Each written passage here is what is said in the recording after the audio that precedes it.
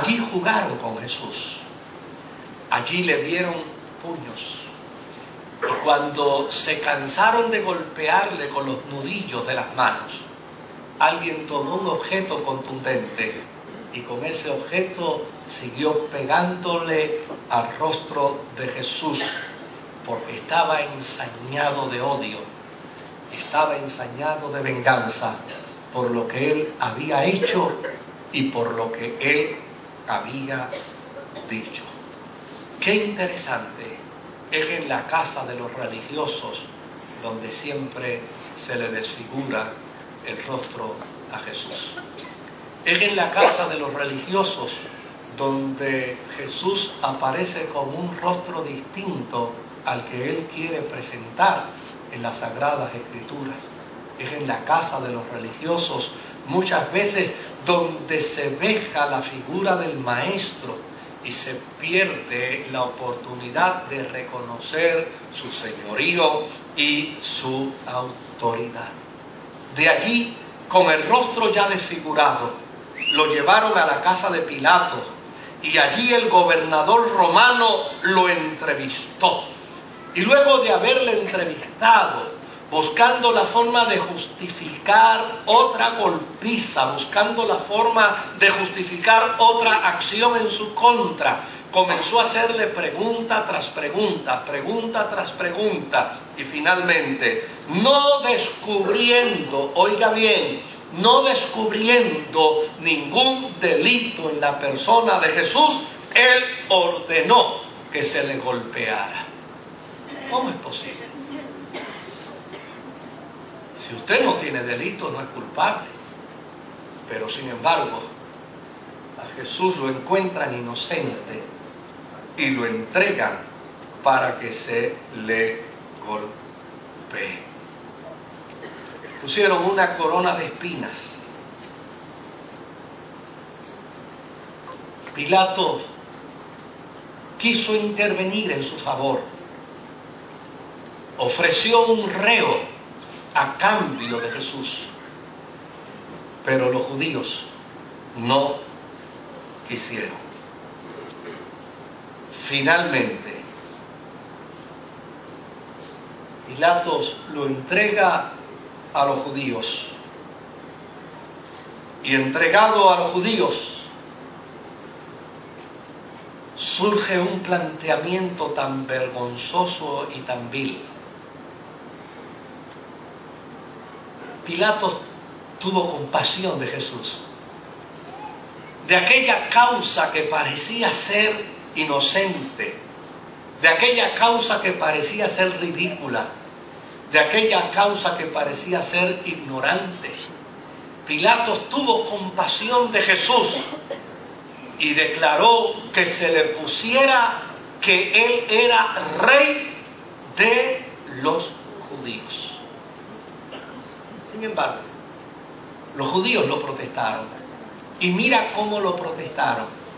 ¿Sabías que los judíos maldecían todos los días al Imperio Romano en su oración?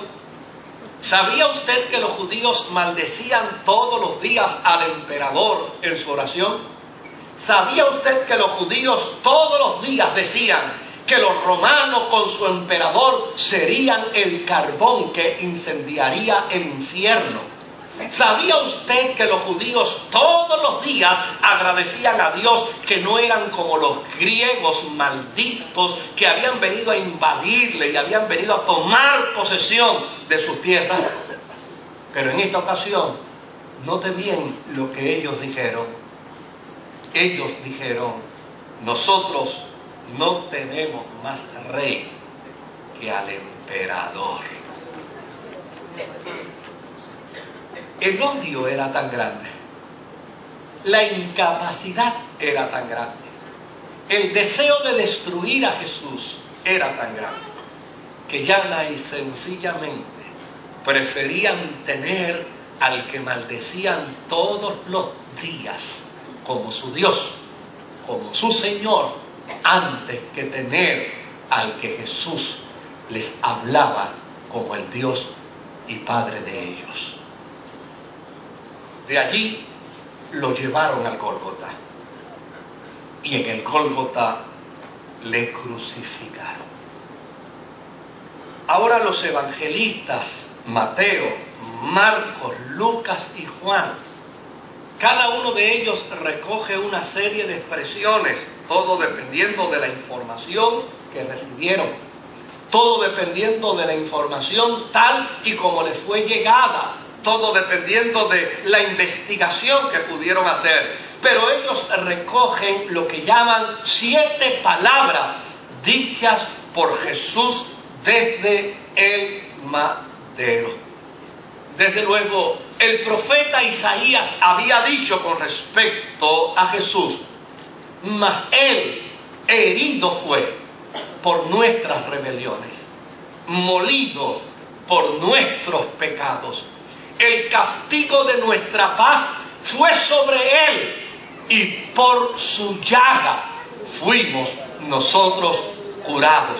Es decir, el profeta Isaías está reconfirmando el propósito de la muerte y de la pasión de Cristo en la cruz del Calvario y diciendo: ustedes están equivocados. Él no murió porque Dios lo hirió. Él no murió porque Dios lo abandonó. Él no murió porque se hizo pasar por hijo de Dios. Él no murió por malhechor. Él murió por el pecado de todos y cada uno de ustedes. Aleluya.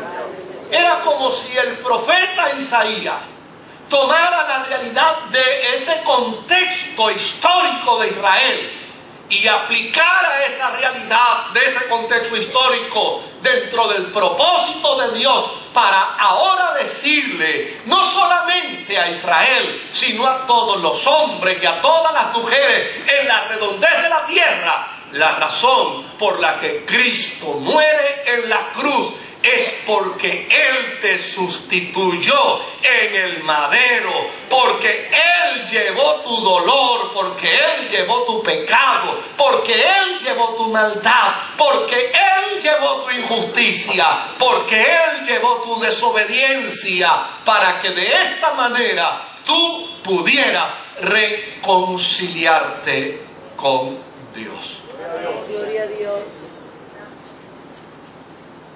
Y allí en la cruz, allí en el madero, Jesús no solo emite 7 palabras para una corta audiencia que está frente al madero. Aquella expresión de: Padre, perdónalos, porque no saben lo que hacen, no es una mera expresión para aquellos que están rodeando la cruz.